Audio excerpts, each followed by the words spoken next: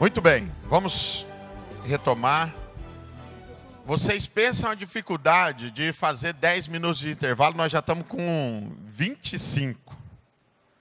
Parece que não, mas já estamos com 25. Aí você pensa a dificuldade de deixar pastores trancados dentro de um plenário, né, só ouvindo, e aí quando você solta ele para 10 minutos de intervalo, aí ele está segurando tudo que ele queria falar, e depois ainda falam das mulheres, né, Jaqueline?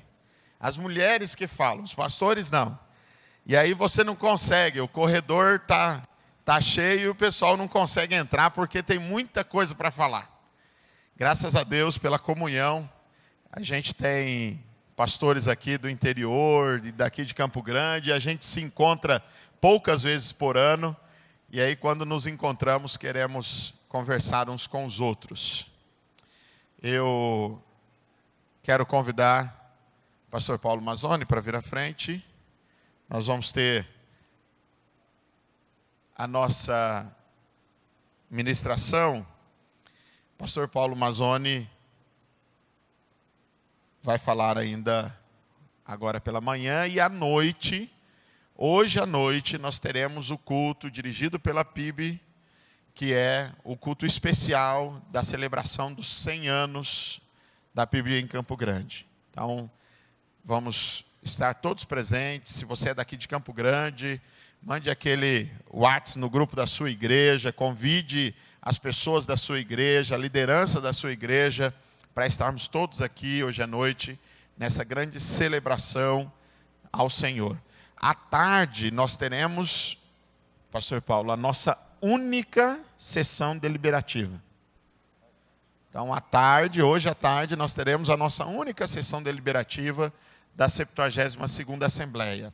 Nós temos eleição um ano sim, um ano não. Esse ano nós não teremos eleição, né? A eleição é bienal. Então, nós só temos uma reunião administrativa, que será hoje à tarde, a partir das 13h30. E o presidente me prometeu ontem que às 16 horas ele vai encerrar a sessão, porque às 16h30 tem um jogo de futebol dos pastores. Certo? É uma promessa. E promessa se cumpre. Hoje à tarde, 16h30, tem um jogo de futebol. Então, a nossa assembleia será das 13h30 às 16 horas. Olha lá. Já está convidado o pastor Paulo Mazzoni.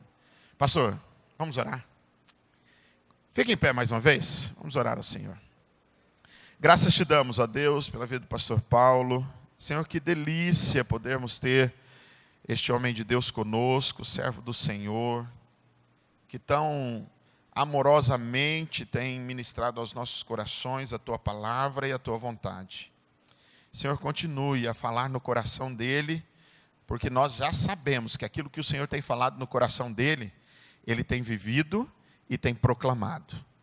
Então, Senhor, usa-o para proclamar aos nossos corações a tua vontade, e para que nós possamos viver e proclamar aquilo que temos aprendido aqui nestes dias. É a nossa oração, em nome de Jesus. Amém. Podemos assentar.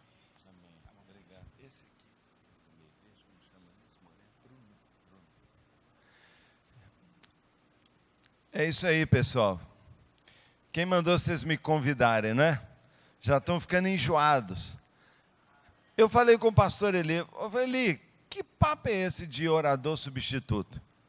Você não fala nunca, pega lá agora, cara. Mas não, está lá fora tomando café, comendo bolo, né? Então, esse negócio de orador substituto é só para aparecer na fotografia. Porque quem está ralando aqui sou só eu mesmo, né? Eu fiquei feliz de ver o pastor Bruno, né? Acho que foi o pastor Bruno. Acho que foi ele que me falou o significado daquela palavra. Foi você, não foi? Na entrada aqui. Aquela palavra que eu não falo, porque é um palavrão horroroso para se falar dentro de um templo. Você sabe, aquela palavra começa com L, pronto. Ele ainda me falou que na origem da palavra, né? No grego, a palavra significa idiota. Vê se eu vou chamar os membros da minha igreja de idiotas. Nossa! Então, olha como é que a gente não pode usar esse termo mesmo na nossa igreja. Separação entre pastor e L, né? Não, mas não falo isso mesmo, porque eu estou chamando todo o resto de idiota, sou só eu esperto. Nossa, então, que bênção, né? Que Deus tem trabalhado isso no nosso coração. Abra a sua Bíblia, por favor. A palavra que me pediram nesta manhã, me deram até o título da pregação para pregar, não é? É legal assim, né? Eu falei, manda o esboço de uma vez, pastor, né? Porque já veio tudo, né? Então, manda o esboço. Mas é uma pregação mais antiga que eu prego por aí. Sabe por quê, gente? Porque uma igreja, qualquer igreja, nós estamos aqui num período gostoso de bate-papo. Eu fico com dó de tirar o povo lá de fora, porque eles gostam mais lá de fora do que aqui de dentro. Porque lá fora é o quê? É aquela sede de relacionamento, de bate-papo. E eu, particularmente, acho sensacional. O café está ótimo lá fora, o tempo está agradabilíssimo, e congresso é isso mesmo, né? Conferência, convenção, o melhor é encontrar com a turma, né? Então, quem sabe de uma próxima vez, né, vocês não fazem uma parte só para conversar. Estou preocupado, sim, com o jogo de futebol dos pastores hoje à tarde. Eu penso que alguns não poderão vir no culto à noite do centenário, porque estarão hospitalizados, né? Fraturas para todo lado, problema de pressão alta, coração, coluna. Alguns vão estar simplesmente doendo do pé à cabeça, porque é uma velharia que está aí jogando bola, que eu não sei como é que eles vão dar conta, não é? Mas... então o jogo é de 4h30 às 4h, é 5 minutos de futebol.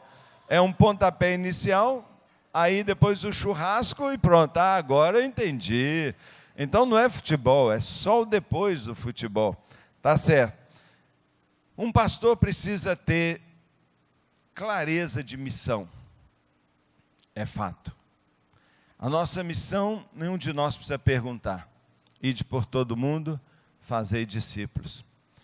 Alguém fala, fazer discípulo é a nossa missão? Não, não é a missão. Se você fizer discípulos, você não fez a missão. Porque é fazer discípulos que façam discípulos. Então, tem todo um processo nesse discípulo para que ele também agarre a missão. Então, tá bom, o papel da igreja é fazer, não é, discípulos que gerem discípulos. Ótimo.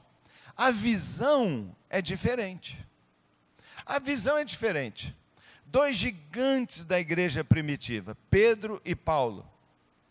A missão deles é a mesma, fazer discípulo. E fizeram. Foram monstros de fazer discípulo. Um foi para os judeus, outro foi para os gentios, completamente diferente.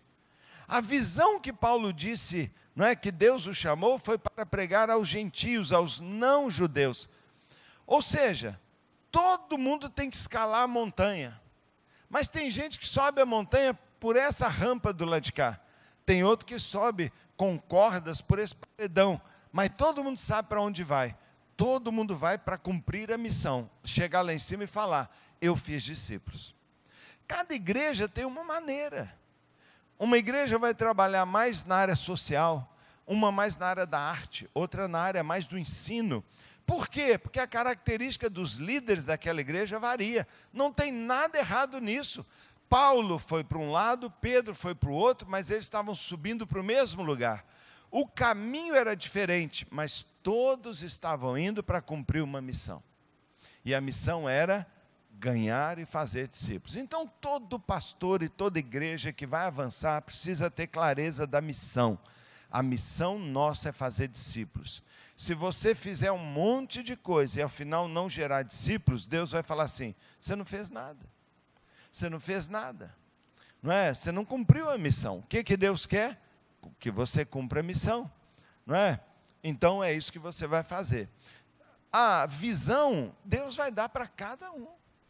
A visão Deus vai dar. Às vezes você vai abrir uma missão numa cidade, às vezes você vai trabalhar aqui na capital mesmo, às vezes você vai trabalhar com casa de recuperação, vai trabalhar na Cristolândia, mas o alvo de tudo que nós fazemos é fazer discípulo.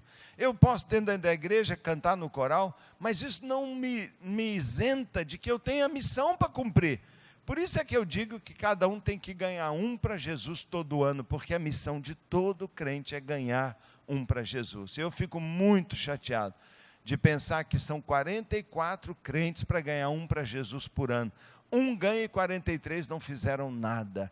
Eu já fiz pesquisa na minha igreja, tinha gente lá que tinha mais de 10 anos de convertido, nunca tinha levado uma pessoa a Cristo e ao batismo.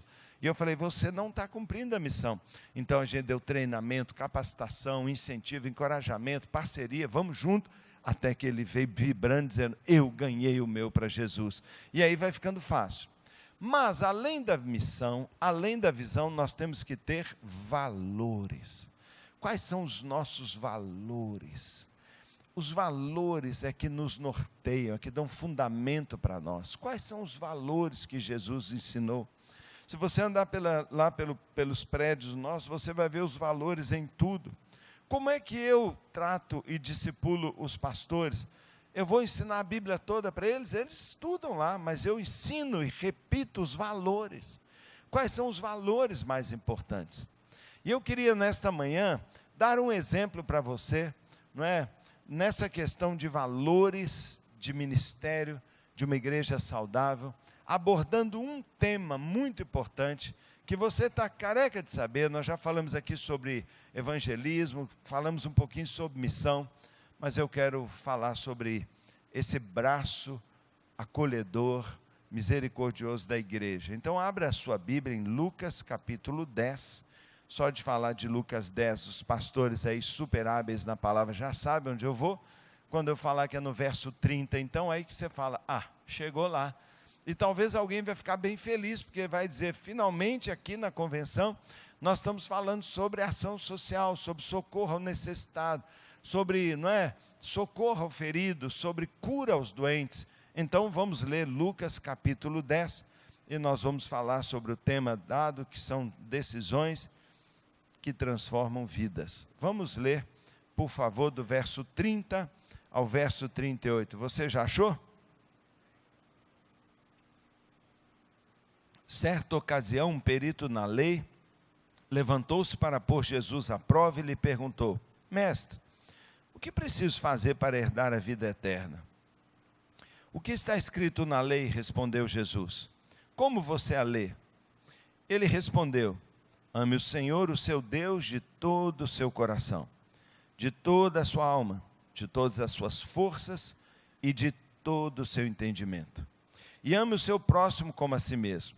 Verso 28, disse Jesus, você respondeu corretamente. Faça isso e viverá. Faça isso e viverá. Desculpa, eu não consigo a tentação de parar aqui. Desculpa, põe o dedo aí, mas sabe quanto pastor para aqui? Quanto líder que a gente conhece para aqui? Quanta gente que está no ministério sabe tudo, já fez todos os cursos, conhece tudo, mas sabe, ele para aqui, porque Jesus está dizendo que não basta saber, tem que fazer, tem que começar. Muitos pastores vão a congresso como esse, e a única coisa que ele faz é colecionar mais uma pastazinha. Muitos pastores vão numa CEPAL, vão num evento maravilhoso, ouvem um super estudo, vislumbram um caminho maravilhoso, algo novo que vai fazer, no final fala assim, uma hora eu vou fazer isso, e põe lá na gaveta. Depois, no outro ano, ele põe outro na gaveta, depois ele põe outro, no final, a sala dele é lotada de bugiganga, de coisas que ele um dia teve uma noção, mas nunca pegou para fazer. Eu gosto demais dessa palavra de Jesus para nós pastores, faça isso, vai e faça, não é? Talvez naquilo que foi perguntado aqui do pulo do gato, não é?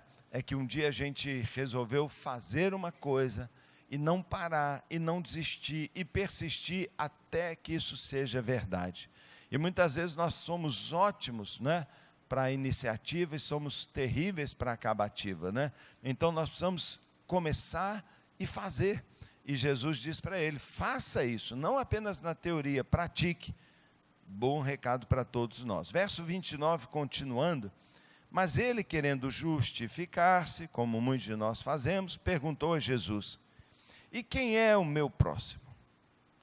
Em resposta, disse Jesus, um homem descia de Jerusalém para Jericó, quando caiu nas mãos dos assaltantes. Estes, lhe tiraram as roupas, espancaram-no e se foram, deixando-o quase morto. Aconteceu estar descendo pela mesma estrada um sacerdote. Quando viu o homem, passou para o outro lado. E assim também com o levita, quando chegou ao lugar e o viu, passou para o outro lado. Mas um samaritano, estando de viagem, chegou onde se encontrava o homem e quando o viu, igualzinho, não é? E quando o viu, teve compaixão, piedade, amor, compaixão, a minha palavra-chave do meu ministério, compaixão, teve compaixão, é isso que move uma igreja, é isso que faz uma igreja fazer, ter compaixão, teve compaixão dele, então o que ele fez? Aproximou-se, enquanto os outros se afastaram, enfaixou-lhe as feridas, derramando nelas vinho e óleo, remédios da época, depois colocou-o sobre o seu próprio animal, e a pé, nós podemos entender, a pé, levou-o para uma hospedaria e lá cuidou dele. No dia seguinte, deu 2 denários ao hospedeiro e lhe disse, cuide dele, quando eu voltar lhe pagarei todas as despesas que você tiver. Então Jesus diz, qual desses 3 você acha que foi o próximo do homem que caiu nas mãos dos assaltantes? Aquele que teve misericórdia dele, respondeu o perito na lei. Jesus lhe disse, vá e faça o mesmo. Feche seus olhos um minutinho só e diga assim, Deus, fala ao meu coração. Vamos falar em voz alta? Deus, fala em meu coração. Quero ouvir a tua voz. Em nome de Jesus. Amém. Sabe, irmão, eu queria falar com você sobre decisão. Como é que você toma decisão? Sabe, são os valores que nos levam a tomar as decisões certas. São os valores que nos levam a tomar decisões e não ficar procrastinando.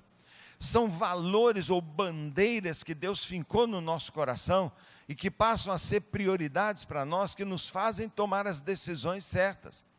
A Bíblia é um livro de decisões. Homens de Deus tiveram que tomar decisões o tempo inteiro. Algumas decisões super perigosas. Você quer ver uma decisão perigosa? Um garoto de 16, 17 anos chega lá e ninguém quer enfrentar um gigante com uma lança horrorosa, uma espada, só a espada dele pesava sei lá quantos quilos, não é? E aquele trem começou no coração dele ali, e ele então fala, eu vou. Oferecem uma armadura e ele tem que tomar outra decisão, eu vou à minha maneira, com o meu ponto forte, no meu estilo, não adianta tentar ser outro.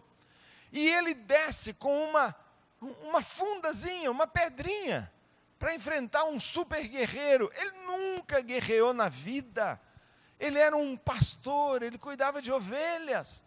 Bem verdade que um urso uma vez apareceu, bem verdade também um leão, mas é totalmente diferente de um super campeão, o melhor soldado de um exército perigosíssimo e poderosíssimo como os filisteus, pois aquele menino tomou a decisão, podia custar a vida dele, e ele tomou uma decisão. A vida é feita de decisões, por algum valor, por alguma consciência, por alguma coisa que ele não podia aceitar, por exemplo, ofender a Deus, a falta de liderança, um líder idiota dentro de uma tenda invisível. Líder não pode ser invisível, líder não pode estar lá dentro. Davi não matou um Golias, não. Davi matou a falta de liderança, Davi matou o medo, Davi matou a falta de ação do líder, e ali surgiu o novo líder, porque líder é alguém que vai e faz. Então, Davi tomou uma decisão, mas podia ter custado a vida dele. Pedro tinha que tomar uma decisão na vida dele. Vai, Pedro, desce Pedro, anda na água, você está doido? Anda na água. Por que ele decidiu? A vida é feita de decisões. Algumas decisões são fáceis, como trocar um projetor, como escolher a cor de uma cadeira, como, não é? Outras são dificílimas. Para que campo eu vou? Qual é o meu chamado? Lembra? Ninguém vai avançar se não tiver convicção. Então não tem certeza? Espera, ora e busca, espera Deus te falar, porque é melhor você demorar enquanto não tem certeza, do que dar um passo que Deus não quer que você dê. Então a vida é feita de decisões. Algumas decisões são super complicadas. Outras decisões, gente, são simples demais. Como, por exemplo, parar para ajudar um homem machucado, quase à morte, na beira de um caminho.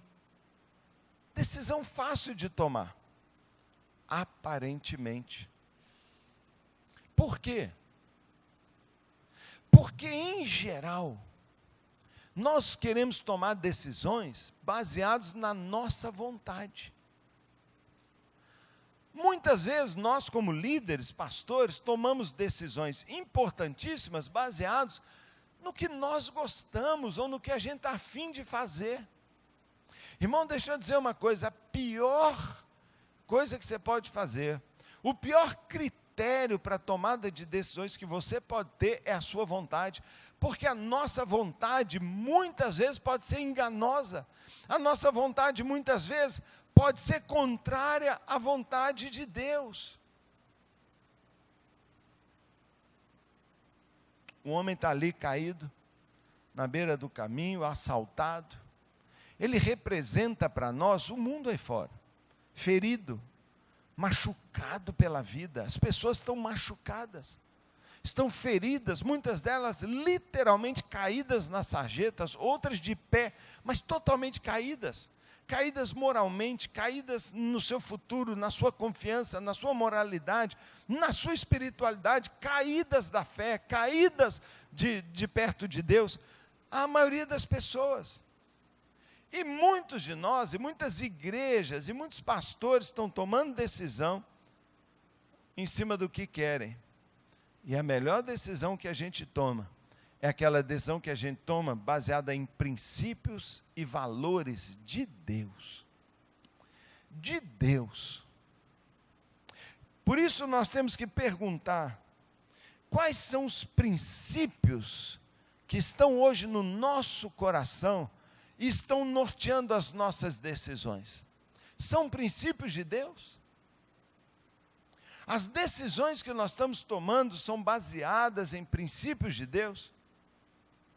Sabe, essa parábola fala para nós de 4 personagens. Eu queria gastar um tempinho rápido aqui com vocês. O primeiro deles é o homem caído à beira do caminho. Ela representa a nossa missão. O homem caído à beira do caminho é o chamado da igreja. É o desafio da igreja.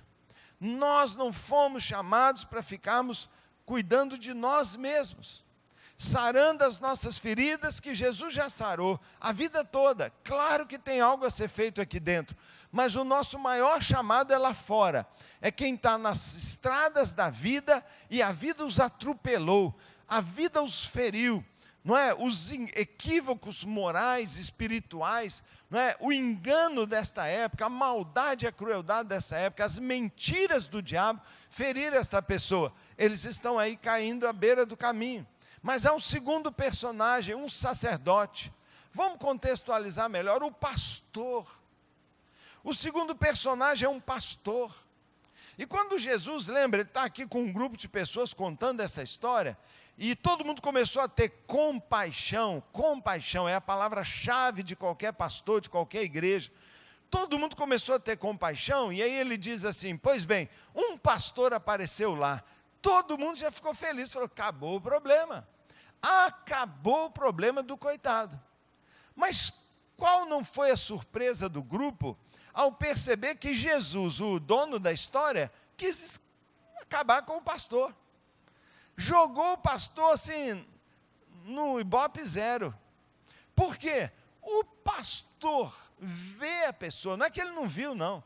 Ele vê a pessoa e tomou uma decisão: eu não vou parar. Uau! Nós temos que parar aí e perguntar: por que o pastor não parou? Irmão, se a gente responder essa pergunta, talvez isso revolucione o nosso pastorado. para mim, muitos pastores que eu convivo e conheço, não param também. Eles não param também. Sabe, irmãos, nós temos sido pastores que têm parado ou não têm parado? Talvez você fale assim, é claro que eu paro. Espera aí, vamos ver.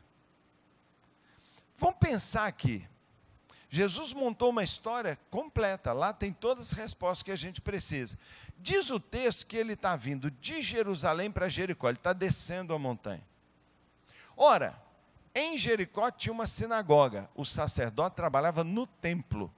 Se ele está no templo de Jerusalém, descendo para uma sinagoga, provavelmente ele estava vindo sob ordens para ir trabalhar na sinagoga. Ele ia realizar o culto na sinagoga. Talvez ele estava descendo para coordenar a reunião que haveria, aquele culto que haveria. Então, se ele ia para lá, como um sacerdote, um pastor, provavelmente ele já tinha o sermão pronto. E ele vinha descendo, não é? Ele vinha descendo com o sermão pronto. Se ele fosse um sacerdote dedicado, bacana, pela lei daquela época, pelas responsabilidades, não é? Se ele fosse para a sinagoga e ele fosse dedicado, ele tinha que estar em jejum. Ele não poderia estar indo ministrar se ele já não tivesse um dia inteirinho em jejum. Segunda coisa, ele tinha que estar em oração. Ele estava em jejum, ele estava em oração, e se ele estava indo ministrar, ele era obrigado a ler 12 capítulos do livro de Isaías. Então ele estava em jejum, cheio da palavra, 12 capítulos, o sermão pronto, em oração. Ele estava fazendo isso antes de cultuar a Deus, era obrigado. Então talvez ele vinha meditando naquela palavra que pregaria. Talvez ele estava ali pensando nas mensagens, nos pontos, nas ênfases, não é? Se ele era um sacerdote já vindo pronto, ele usava as roupas sacerdotais. Ele estava com uma roupa de sacerdote, tanto que ele foi identificado. Vem um sacerdote lá. Mas o que a gente infere da história? Ele estava com pressa demais. Ele estava com pressa demais. A sua missão, segundo ele, era outra. Segundo ele, a missão dele era limpinho, sem sujar a roupa, sem tocar num ferido, ele poderia tocar, mas se ele encostasse, se ele tivesse morto, já era, ele não poderia fazer o culto mais, ele tinha que ficar 7 dias se purificando de novo. Então ele pensa, vai que ele já morreu, ou eu estou atrasado, o culto vai começar, eu já me preparei, eu estou com pressa demais. Segundo ele, o culto era mais importante, e ele não teve tempo para dar para um homem que estava caído na beira do caminho. O sacerdote não parou. E eu fico aqui pensando, será que a nossa missão, o que nós estamos dizendo que é o mais importante, que é o meu papel, é também o que Jesus diria? Lembra, nós já lemos a história toda e Jesus está dizendo que o sacerdote tinha que ter parado. Mas ele não parou. Tomar uma decisão pode parecer fácil, mas uma decisão pode representar uma linha ministerial completamente errada e fora da vontade de Deus. Esse pastor errou. Bem, o terceiro personagem que aparece é um levita. O levita é o líder de louvor. E ele vem depois do sacerdote. Se ele vem na mesma estrada, depois do sacerdote, vamos imaginar que ele estava indo para o mesmo culto e para a mesma sinagoga, porque o levita trabalharia na sinagoga lá, ajudando o pastor na celebração, o sacerdote na celebração do sacrifício e do culto. Mas ele estava atrasado, como em geral os levitas chegam em cima da hora. Ele já chega, o culto vai começar e ele vem com aquele violão e ele está despistadinho. E a gente fica vendo, não é possível que esse cara chegou agora, nem orou, nem preparou. Ele já chega atrasado, eu não sei se é só, precisa levantar a mão não. Às vezes deve ser só lá na minha igreja que o levita sempre chega atrasado. Não precisa levantar a mão, mas o levita, ele é aquele que leva o povo a louvar a Deus. E nós podemos supor que ele estava indo para o mesmo culto, com o sacerdote à frente e meio atrasado. Tinha o louvor na mente, sabia as músicas que ia cantar, talvez vinha cantando as músicas, mas falar a verdade, louvor no coração ele não tinha não. Sabe por quê? Porque ele meditava numa música nova, ele ia levar o povo para a adoração, mas isso mesmo, por pensar que o mais importante é eu ir logo para o culto, e o meu ministério é música, é louvor, é adoração, e porque ele é um especialista, ele viu a pessoa ali, está com pressa, o pastor já deve estar bravo, e ele toma a segunda decisão, eu também não vou parar não. Ele não viu que o pastor não parou, o pastor já tinha ido, ele tomou a decisão por ele mesmo, mas ele não parou.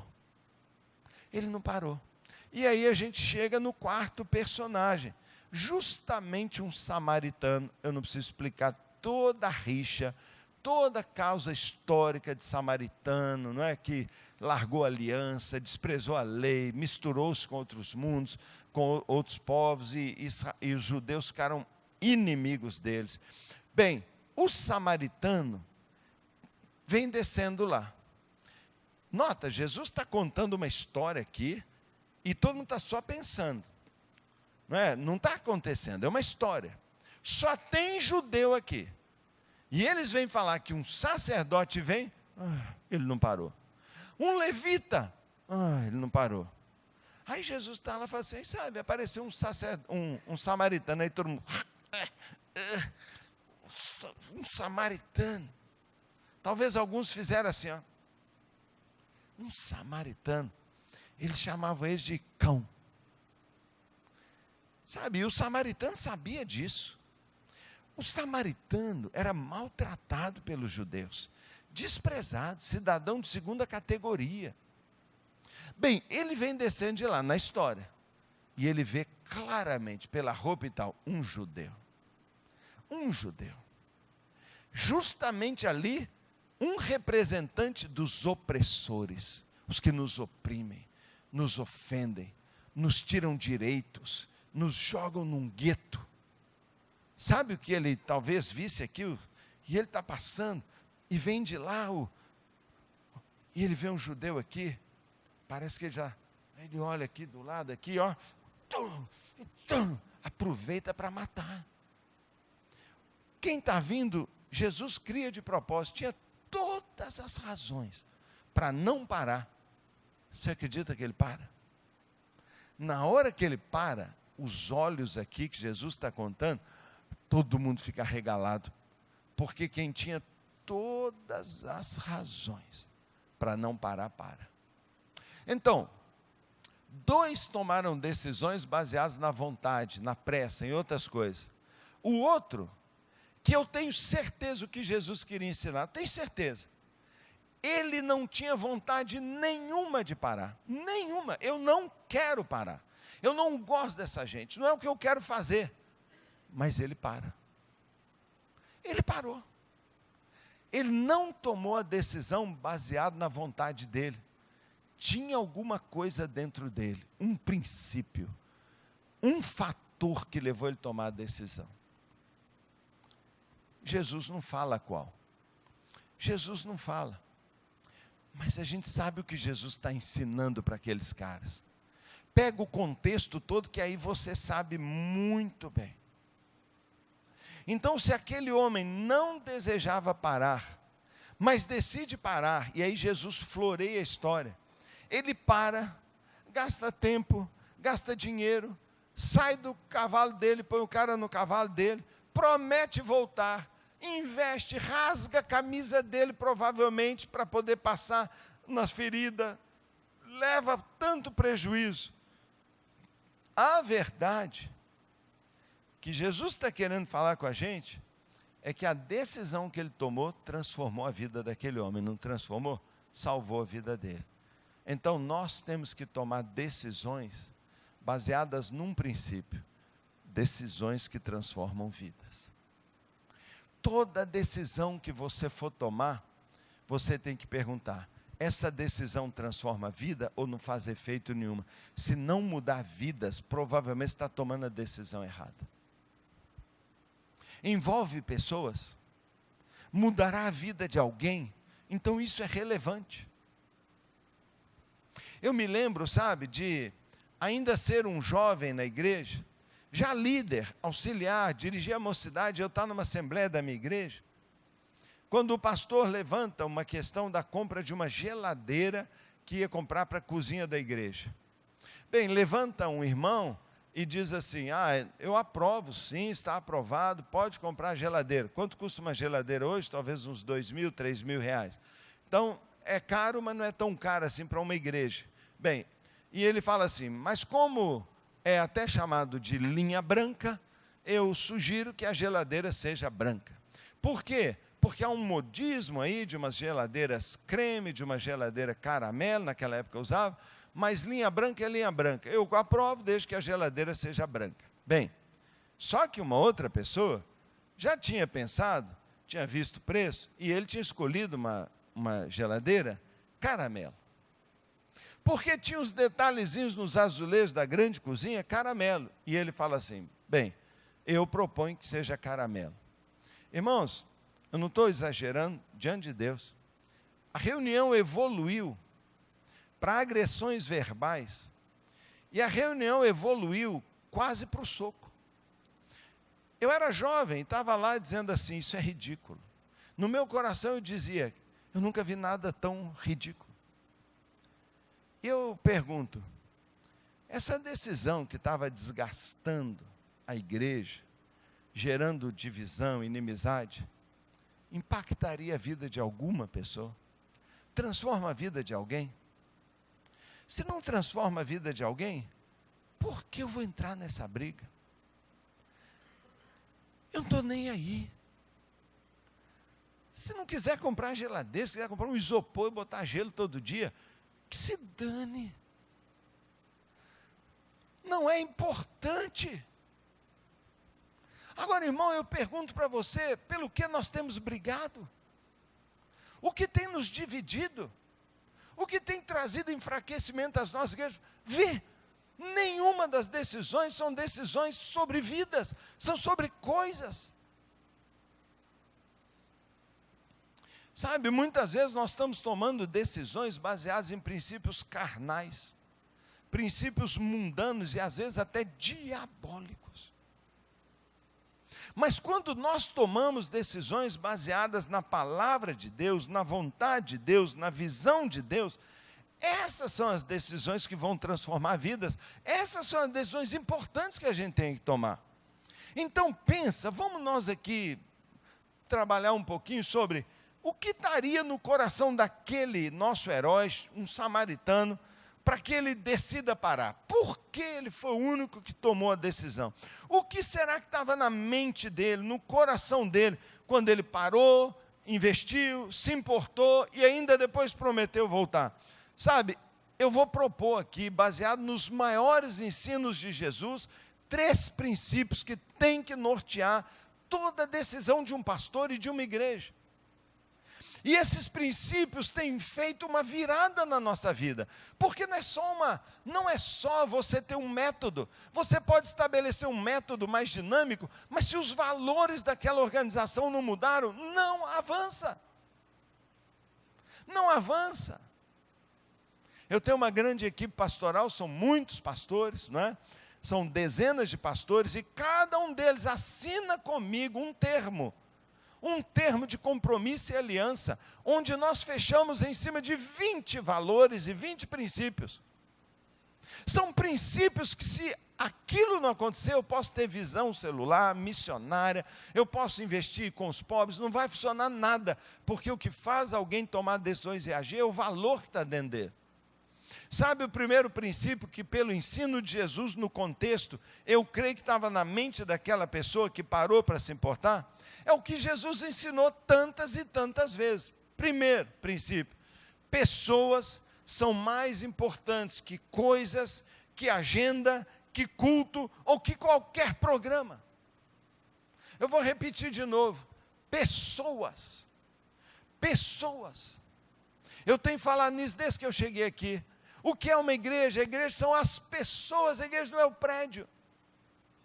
Pessoas são mais importantes do que qualquer coisa, qualquer agenda.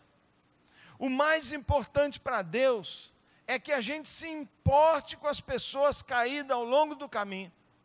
Meu irmão, eu temo que se uma igreja tem se preocupado com muitas coisas, incluindo as coisas mais preciosas que nós temos, nossa pureza doutrinária, nossa pureza batista, os valores da maneira como a gente batiza, ou como a gente decide, ou qualquer outra coisa, e nós temos agarrado nessas bandeiras, ao invés de agarrar na única e maior bandeira, que é amor às pessoas, eu creio que nós estamos desagradando muito a Deus.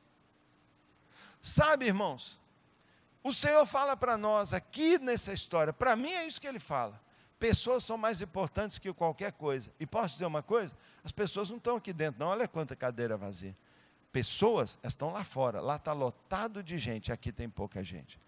Ou seja, nossa perspectiva tem que se voltar para fora e não para dentro. Qualquer igreja voltada para dentro, para mim está agindo igualzinho os personagens que o Senhor mais critica. Eles estão mais preocupados com o culto, com aquele grupinho de 500 que estava lá esperando ele para um culto, do que para uma pessoa que estava na beira do caminho, prestes a morrer. O sacerdote, eu não tenho dúvida nenhuma, era um homem de Deus. Tinha gente esperando por ele, e ele disse, eu não posso parar. O levita, eu tenho certeza, era um homem de Deus, mas ele também disse, não, eu tenho uma agenda a cumprir, um programa, eu não posso chegar atrasado no programa. Mas um samaritano, que é uma pessoa comum, ele olhou e viu o quê? Pessoas, ele diz, pessoa é mais importante que a minha viagem de negócio, é mais importante que chegar na hora, é mais importante que a minha camisa lavadinha, é mais importante que o meu vinho, o meu azeite. Ele se importou. Ele pensou diferente, e porque ele tinha um valor diferente, ele agiu diferente. Nós agimos conforme os valores que estão escondidos dentro do nosso coração. E se nós não mudarmos os valores da nossa igreja, a nossa igreja nunca vai trazer os caídos. O problema é de valor. Nós, pastores, se queremos uma igreja crescente, uma igreja que se ajude, que seja amada, querida na cidade, que gere um impacto na comunidade, nós temos que plantar um valor no coração da nossa igreja: amor, amor, amor, amor. Nós temos que implantar isso, e a Bíblia diz que o amor de Deus é derramado pelo Espírito Santo no coração do crente.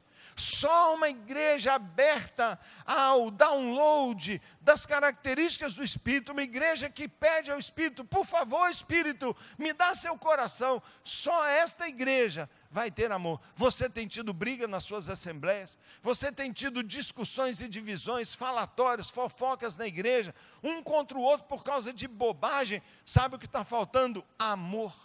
Este valor não está lá dentro. Não se entende que eu não vou brigar com aquela pessoa por causa da geladeira, porque ela que defende a geladeira caramelo é muito mais importante que a geladeira em si, ou minha opinião. E eu jamais farei algo que fira uma pessoa, porque na escala de Deus, a pessoa está no topo. Pessoas são mais importantes do que a nossa agenda, irmão. Pessoas são mais importantes do que culto. Deixa eu falar na prática mesmo. Deus prefere que vocês não cheguem no culto, que está todo mundo sentado e fica aquele zum, zum, zum. O que aconteceu com o pastor? O pastor não apareceu. Deus prefere que você não venha ao culto, porque você viu um mendigo na rua, sentou do lado dele, levou ele para sua casa para tomar um banho, sarou a ferida dele, do que você viu no culto. E eu pergunto, qual foi a última vez que você faltou um culto, porque parou para socorrer alguém? Sabe, se você não faz isso, sua igreja não faz isso. Porque ela nunca viu sua falta, tudo é um reloginho. Quando é que a igreja viu o pastor de roupa suja, camisa rasgada, porque enfaixou uma pessoa caída? Sabe, nós temos que ser o exemplo, e é a nossa missão, a missão dada por Deus é nós irmos lá, na beira dos caminhos, nos condomínios de luxo, nas matas, nas ruas, no deserto. Nós vivemos hoje uma época muito difícil, irmãos. Quem estuda aí, os filósofos, sociólogos, dizem que nós vivemos esse pós-modernismo. Esse pós-modernismo pirou a cabeça de todo mundo. Mas o pós-modernismo tem dentro dele uma coisa muito séria, é chamada particularismo. Ela é uma filosofia de vida embutida dentro do pós-modernismo. É o particularismo. Sabe o que o particularismo diz? É um pensamento tão errado, tão diabólico. Ele diz assim: eu sou o centro do universo. Só vou me envolver com aquilo que está ligado a mim. Sabe como que o particularismo se expressa? Você está na cama ali pelas 10h30, deitado, e você está lá e ouve lá longe na rua um grito: socorro! Você vê que é uma voz feminina, alguém grita por socorro: socorro! Alguém está tendo. E você levanta correndo porque ouviu o grito de socorro. E você sai correndo e vai lá para fora, e entra no corredor e abre a porta do quarto. Sua filha está deitada, dormindo bonitinha, você fala: ufa. Aí você ainda vai em direção à porta da rua, vê se ela está bem trancada e vai deitar tranquilo. Não é minha filha. É a filha de outro. É problema de outro. Eu não tenho nada a ver. Sabe como o particularismo se expressa? Os professores estão fazendo uma passeata aí por melhoria de condição dentro da escola, porque as escolas estão uma porcaria. Eles estão lá dizendo: por melhores condições, salas limpas e tal. E nós estamos lá no carro: sai da frente, vagabundo, vai trabalhar. Por quê? Porque eu não sou professor. Eu não estou nem aí para eles. Apesar que a causa da educação nos afeta a todos, mas não tem a ver comigo. Sabe, particularismo é isso. Eu só me importo com o que tem a ver comigo. Eu só brigo, só luto naquilo que eu vou ganhar. Se não é comigo, não me importo. Se o vizinho, eu não me importo. Aí alguém bate na nossa janela e fala assim, então, aí eu dou uma sensibilizadinha que dura 5 segundos. 5 segundos. E eu não me importo. É por isso que nós temos um caos urbano. É por isso que nós temos inúmeras tribos dentro da grande cidade que não tem Jesus e a gente não importa. É aquele povo de preto esquisito lá, são os tatuados. É por isso que tem os analfabetos, não conseguem ler uma Bíblia e a gente, não me importa, isso é problema do governo. É por isso que nós vimos aqui que a gente tem milhares de línguas, sem uma porção da Bíblia, a gente não importa. Mas aquele cara parou porque ele pensava diferente. Pessoas são mais importantes que coisas. Jesus não morreu na cruz para salvar meu apartamento. Ele não morreu na cruz para redimir meu carro. Ele não foi torturado por causa do meu terno. Nem mesmo do meu iPhone. Nem meu iPhone é mais importante. Parece que é, mas não é também. Jesus veio por causa de pessoas. Ele veio resgatar almas, vidas, que estão espalhadas por aí, não é? Sabe, eu gosto de pensar que era esse princípio que estava no coração daquele homem que fez ele parar. E nós não sabemos o que ele tinha para fazer, não sabemos para onde ele ir, mas uma coisa eu sei, a decisão dele transformou a vida daquela pessoa. Sabe, eu quero desafiar aqui você, em nome de Jesus, a tomar decisões certas, pastor. Eu acho que nós temos que avaliar muito nosso ministério. Nosso ministério é orientado para as pessoas ou as coisas, os templos, o prédio, a nossa agenda, o nosso gabinete, a nossa leitura, a nossa formação, o meu mestrado. A minha igreja está caindo pelas tabelas, mas eu tenho que apresentar minha tese, eu tenho que fazer meu curso, eu tenho minha agenda denominacional, reunião tal, e eu não tenho tempo. Para mim parece que a técnica do inimigo é: ocupe os líderes, enche eles de trabalho, para que eles nunca se importem, e a igreja deles vai ser a imagem e semelhança do Pai espiritual que eles têm. Diz o texto que casualmente passava um samaritano, e eu creio que é assim que Deus faz. Casualmente Ele coloca alguém ali, só para ver se você é um pastor transformador de vidas. Se você não é, sua igreja não vai ser também.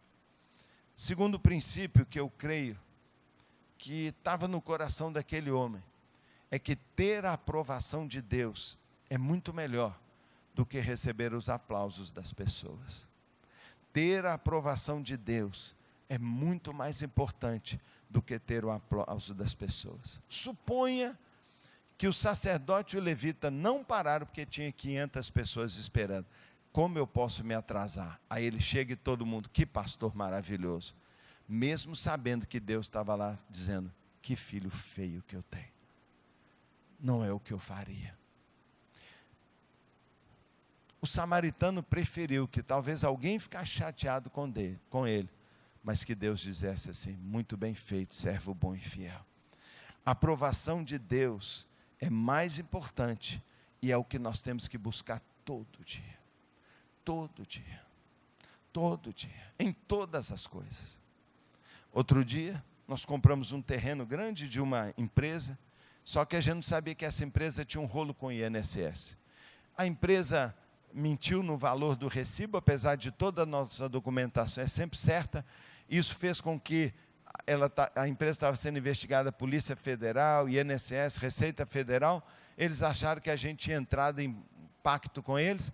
De repente chega lá na igreja, carro da Polícia Federal, fecham o prédio todo, vem uma delegada e uma líder do INSS e fala assim, ó, ninguém entra, ninguém sai, toda a papelada sua, vão fiscalizar tudo.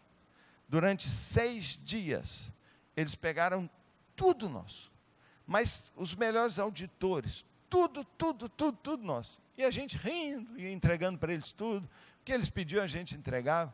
No final a gente já esperava.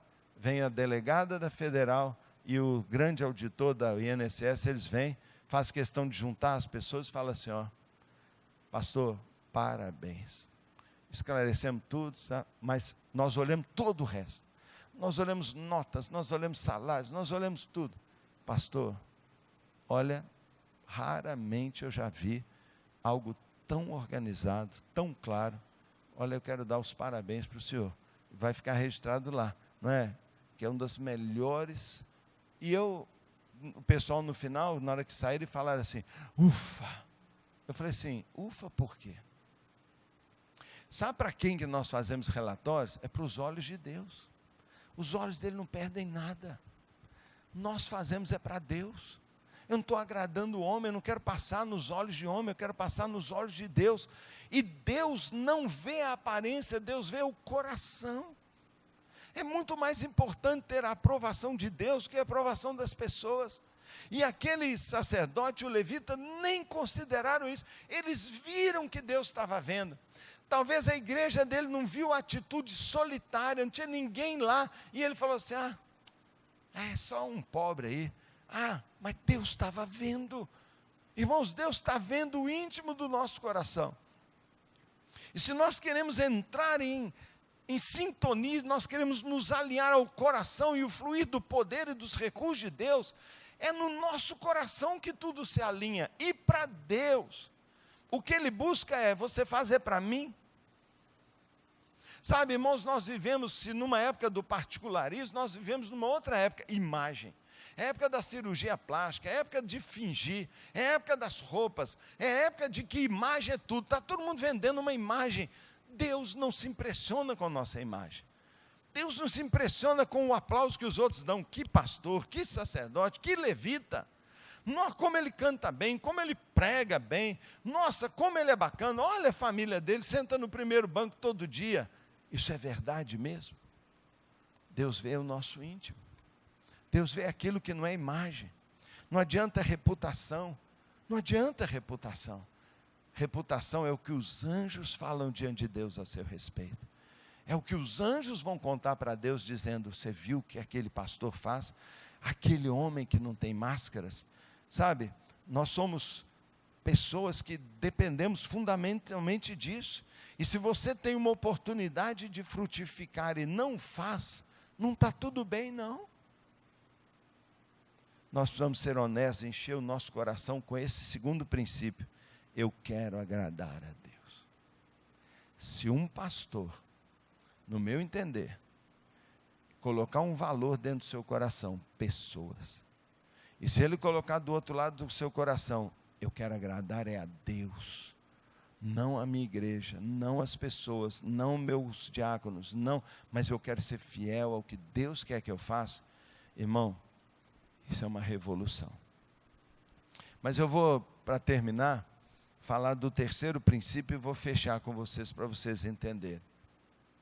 Eu acho, sabe, que o mais importante ainda foi o que eu acho que o samaritano pensou. Eu acho que quando ele veio andando e deu aquela vontade de chutar o cara, porque eu garanto que ele teve vontade de chutar, eu teria. E eu acho que Jesus contou uma história que adaptava a qualquer um de nós. Eu ia chutar meu inimigo. Mas eu creio que ele chegou lá e parou, e ele não pensou quem era o inimigo. Ele pensou quem ele era. E ele pensou quem eu sou. Ele diz que eu sou um cachorro. Eu não sou um cachorro. Ele diz que eu sou o lixo. Eu não sou lixo. Sabe, o que o mundo fala da gente? O que as pessoas falam dos batistas? O que as outras igrejas falam da gente? As outras igrejas criticam a gente demais. Nós nos criticamos muito. Basta um ter uma coisinha, já diz, ele é pentecostal, já começa a criticar. Alguém é um pouquinho mais renovado, o outro já diz, aquele é tradicionalzão, criticando. Mas o que eu sou? Eu não sou o que os outros dizem que eu sou. Eu não sou nem o que o espelho diz para mim que eu sou, porque meu olho não é bom para me ver, eu sempre me diminuo. Sabe o que eu sou? Eu sou o que Deus diz que eu sou. E um dia Deus chegou para mim e falou assim, você é meu pastor, eu te escolhi, você é um instrumento meu, eu vou te usar grandemente. Se Deus disse o que eu sou, é nisso que eu tenho que acreditar. Eu não posso acreditar nas circunstâncias, eu não posso acreditar num fracasso, porque eu não sou um fracasso, eu tive um fracasso. Eu não posso acreditar num pecado que eu cometi, porque eu não sou um pecado. Eu cometi um pecado que nem existe mais. Ele foi apagado, Deus já esqueceu, mas eu não esqueço. Sabe o que acontece conosco? Nós carregamos pechas, nós nos rotulamos, nós nos diminuímos, nós botamos os limites da nossa atuação. Nós mesmos não cremos que Deus vai abrir o chão e a gente não pisa. A gente não anda na água porque nós dizemos, eu vou afundar porque eu não sou tão bom. Nunca dependeu de você a água te segurar ou não. Depende só de Deus. Mas nós não damos passos e ficamos nas zonas de conforto. Nós não vamos para os braços de Deus. Por quê? Porque nós não definimos uma identidade, quem eu sou. Irmãos, a nossa identidade definirá o nosso destino. Jesus disse, eu sou a videira verdadeira, meu pai é o agricultor, todo mundo concorda nisso. Mas ele diz, e você é o ramo onde o fruto vai dar. Ah não, fruto em mim não. E porque eu não acredito na minha identidade, eu não cumpro o meu destino. Sabe, não é só não importar com as pessoas, desvalorizar e não preocupar pessoas que estragam a igreja. Não é só querer ficar jogando para a plateia e não ser fiel e agradar a Deus. Talvez pior é que a gente não desvaloriza os outros, não, a gente desvaloriza a gente. E a gente aceita o que a história quer dizer da gente. Então o samaritano tem que odiar um judeu e ele não vai parar. Aquele homem disse, não, eu não aceito essa pecha étnica. Eu não aceito a nacionalidade me atrapalhando. Eu não aceito que coisas que foram do passado, meu passado não existe. Eu sou uma pessoa. E sabe o que eu sou? Eu sou bom. Eu sou bom. Não porque eu queira, mas porque Deus é bom e eu sou imagem dele. Então ele ganhou o título de bom samaritano por uma escolha dele. Qual é a escolha que você tem feito de você? Você tem escolhido ser bom? Você tem escolhido definir de você que eu sou ungido? Você tem escolhido de que as promessas da Bíblia são para você? Você tem escolhido e definido, eu serei um grande pastor? Ou é você que diz que será sempre um pastor pequenininho, de uma igreja pequenininha? Você sabe que muitas vezes quem define isso não é Deus, somos nós. Você sabe que muitas vezes nós é que fechamos o nosso destino. Você sabe que muitas vezes são nossas decisões que limitam nossa atuação. Pois aquele homem disse, nenhum preconceito, nenhuma história, nenhum problema que aconteceu no passado vai limitar o meu amor por esse coitado. Eu vou ajudá-lo. E porque ele ajudou, ele salvou uma vida. E porque ele salvou uma vida, Deus disse, esse é o cara que eu quero que vocês imitem. Irmão, o padrão está definido para nós. O padrão está definido para nós, então nós temos que parar com isso. Nós temos que parar de acreditar, porque eu sou mulher, eu não vou ter dons que Deus vai usar. Deus usa mulheres, Deus usa homens. Porque minha cor é mais escura, porque eu já sou mais velho, porque eu não me formei em tal escola. Nós começamos a aceitar, porque um dia lá atrás eu tive um namoro errado, e eu gerei um filho fora do casamento. Eu nunca sou abençoado, porque eu tenho aquele filho para me lembrar que um dia eu não fui correto. Sabe, irmãos, o diabo é especialista em fazer isso conosco. É especialista em lançar em nós mentiras que nos rotulam. E são elas que nos limitam. Mas aquele homem não fez isso. A maioria de nós decide não parar e não fazer nada, porque nós aceitamos uma identidade que não é a identidade de Deus para nós. Deus crê que você pode frutificar. Sabe, irmãos, Deus crê que você pode frutificar. Um dia eu estava lendo a Bíblia, e sabe, eu não brinco assim, eu brinco essa questão de que eu sou semi-retardado, porque eu sou mesmo. Eu sou mesmo. Eu não sei falar direito, você vê que minhas palavras são todas erradas. Eu tenho um monte de dificuldade, eu sou uma das pessoas mais tímidas, eu tenho dificuldade de conversa. Eu tenho medo, eu sou muito medroso. Quando o Senhor me chamou para o ministério, acho que as palavras que mais me deram, deve ter sido uns 10, 20 profetas falaram comigo. Deus manda um recado para você, eu já falava assim, eu já sei, pode falar, manda. Eu já sabia. Josué 1,8, não temas, eu sou contigo, ser forte e corajoso. Eu só tinha medo, tudo é medo. Um dia eu li uma palavra, não é? Marcos capítulo 4, parábola do grão de mostarda, e fala assim, que o Senhor pegava um grãozinho de mostarda, e ele fala assim, a que compararei o reino de Deus? Aí eu falo, o reino de Deus, o reino de Deus é Madre Teresa de Calcutá, o reino de Deus é tudo coisa grandiosa. Aí Deus fala assim, não, é um grãozinho de mostarda, é um grão de mostarda. Ele diz assim, a menor das sementes. Aquela hora o Espírito Santo veio e falou assim, você é um grãozinho de mostarda mesmo, eu estou adorando isso. Porque diz assim, uma vez semeado, cresce, e se torna maior de todas as plantas. Sabe, eu fiquei encantado, porque Deus falou comigo, eu sou especialista em pegar o pequeno e fazer algo grande. Irmão, a nossa pequenez é a favor de nós e não contra. Talvez foi isso que aquele moço entendeu, e ele se torna o herói da história. Eu quero com isso te incentivar, sabe? Te incentivar de que são as decisões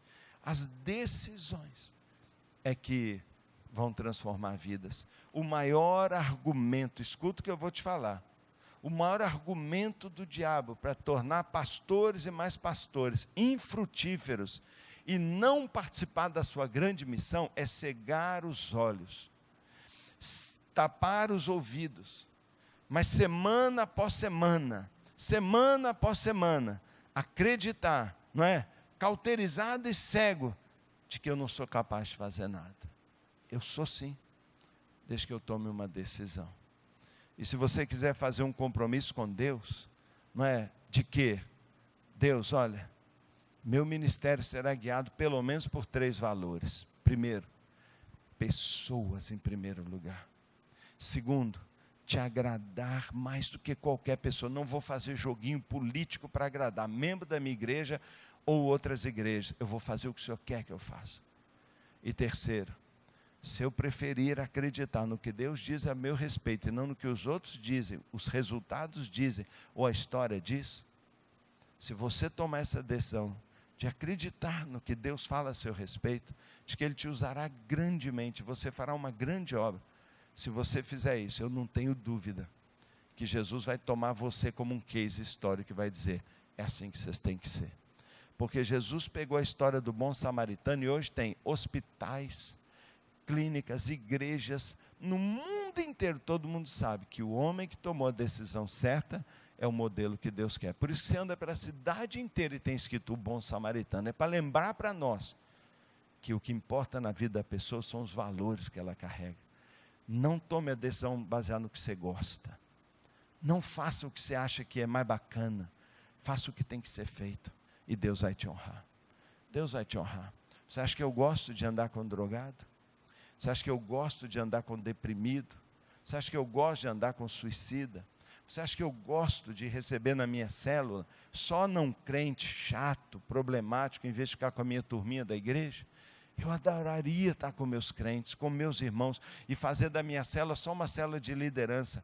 Mas Deus falou comigo, pessoas caídas à beira do caminho. Sabe, nós temos que amá-los. E é eles que a gente tem que amar. Senão, sabe o que vai acontecer? Ódio. Ódio. Marcha para Jesus num dia, marcha gay no outro. Ódio. Sabe o que nós temos que ir? E andar ao lado dos gays. E andar ao lado dos gays. Um irmão chegou para mim e falou, pastor, não sei o que eu vou fazer. Só na minha rede eu tenho 80 gays, confessos, dizendo, quem vai me ajudar? Só numa rede 80 gays. E eu falei assim, vai ser o bom samaritano para ele. A maioria está lá hoje, casado, frutífero, e está em processo. Alguns foram embora. Mas não foi porque a gente botou um rótulo e mandou eles embora. Não foi porque a gente deu a volta e fingiu que não vê e falaria assim, que bom que ele nem estivesse aqui, a porta da rua é ali. Não, nós paramos, rasgamos nossa camisa, demos nosso azeite, nosso vinho. Não é? Se eles depois que melhorar não quer, o problema é deles. Mas a maioria está lá. Essa é a igreja. E quando Deus encontrar a gente assim, Ele vai abençoar. Então eu queria só fazer essa pergunta. Você considera que você tem esses valores no seu coração? Ou seu coração ficou meio insensível?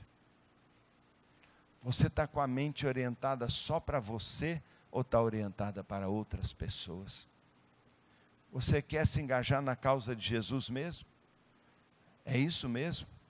Então eu creio que a causa de Jesus exige, no mínimo, esses 3 valores. Agradar a Deus, amar as pessoas e aceitar quem você é. Você é Cristo aqui na terra. Você é o corpo de Cristo.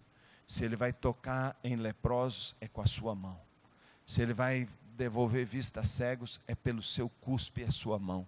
Se Deus vai levantar um menino morto num sarcófago, é pela sua mão. Então, é isso que nós vamos fazer. Fica de pé para a gente fazer uma oração.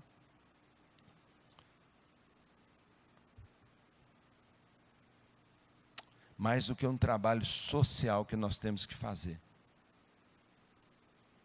Esse é um trabalho também espiritual. Pai querido, eu agradeço esse tempo de crescimento, de ensino nesta manhã. Me sinto tão honrado, Senhor, na presença de pessoas tão bacanas. É uma alegria tão grande estar aqui nesse feriado e desfrutar desta cidade, da comunhão destas igrejas. Que delícia estar aqui, Pai, no meio de um grupo de cristãos evangélicos, batistas, tão abertos, tão renovados. Pai, eu te agradeço porque o Senhor tem mexido na nossa eclesiologia, porque o Senhor tem trazido um pacto de novo modelo de ser e de gerir as coisas. Obrigado, Pai, porque aqui tem valor nas questões de missão, e estão plantando missões em lugares não alcançados. Obrigado, Pai, porque tem barco andando no rio, porque tem gente no Pantanal, tem gente mexendo com índio. Muito obrigado, Senhor. Eu já vejo tanta coisa boa, mas muito mais tem que ser feito, Pai. Nós precisamos de uma mexida, de um saculejo, não é na estrutura, é no nosso coração. São valores enraizados em nossa alma. E eu quero pedir nesta manhã que no silêncio, na mansidão desta palavra, uma semente vá ao fundo da mente, da mentalidade, da cultura da igreja. Senhor, eu quero pedir, mexe na cultura da nossa igreja. E que as igrejas que fazem parte dessa convenção sejam conhecidas como as igrejas de salvação, de socorro, de abraço. As igrejas que se importam. As igrejas em que pessoas são mais importantes. Pessoas são mais importantes. Oh Deus, por favor, derruba as paredes, Pai. Nós somos igrejas aprisionadas dentro das 4 paredes.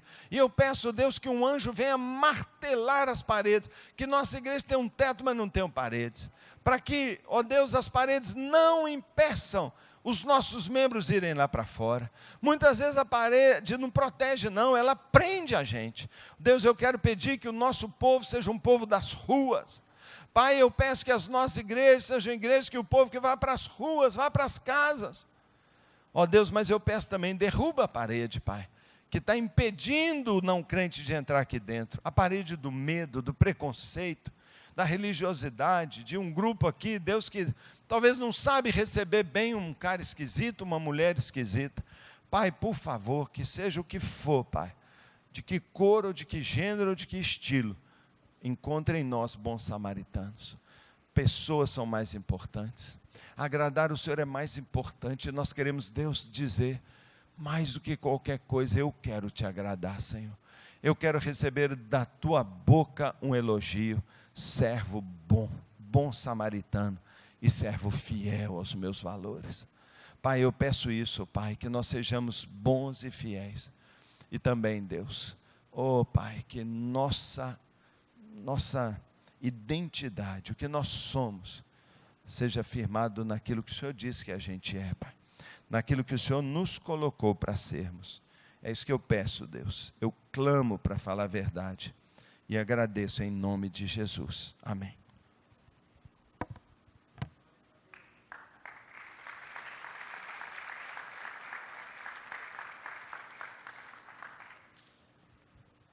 Glória a Deus. Amados, estamos encerrando a nossa atividade da manhã. Lembrando que às 13h30 nós começaremos pontualmente à tarde a nossa deliberativa, por causa do nosso tempo.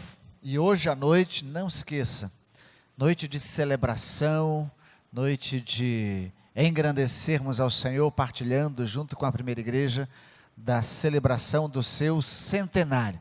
Vamos nos colocar em pé, dê um abraço aí no seu irmão.